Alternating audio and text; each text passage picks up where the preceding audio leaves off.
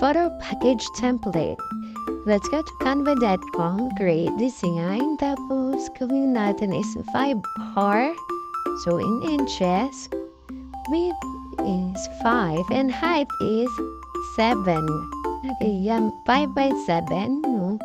At 5R, para isang package natin is isang 5R yung gagamitin natin, papel.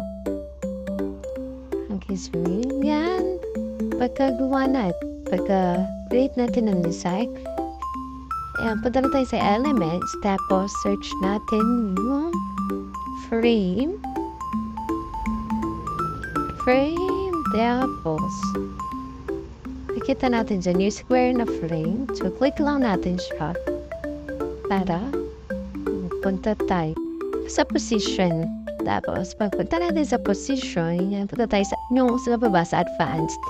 Palitan natin yung width niya ng 2, tapos yung height niya 2. Then 2 inches. So, ibig sabihin niya, gagawin natin template dyan is 2 by 2 na picture.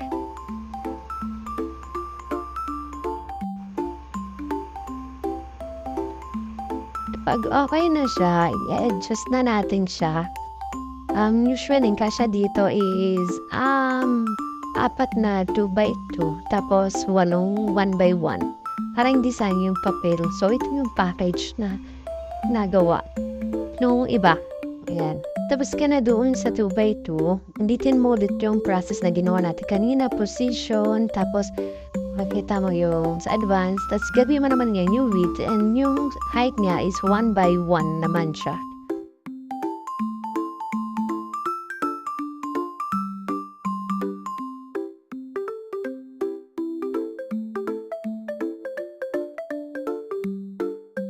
Para naman di tayo malito doon sa package natin, lagyan natin siya ng label. So, for example, yung lalagay natin is yung name niya as package 1. Tapos, ilagay na rin natin kung ilan pieces siya.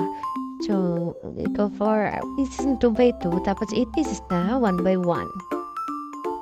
Ayan, we're done. Ngayon naman, i-try naman natin kung paano gagawin pagka naman i-add natin yung picture mismo. So, ang template na ganito is, ang tawag is drag and drop. So, i-drag mo lang yung picture, tapos i-drop mo siya doon sa template. Ayan. Tapos, adjust mo lang kung paano mo ayusin yung picture.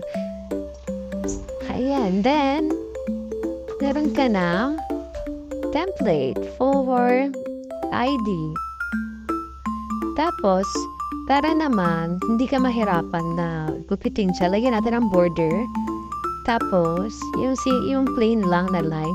Tapos, lagyan lang natin number 1 para hindi siya masyadong makapal. Ayan, with border, no border. Ayan, we're done. Meron ka na template. Bye-bye, Hiraka!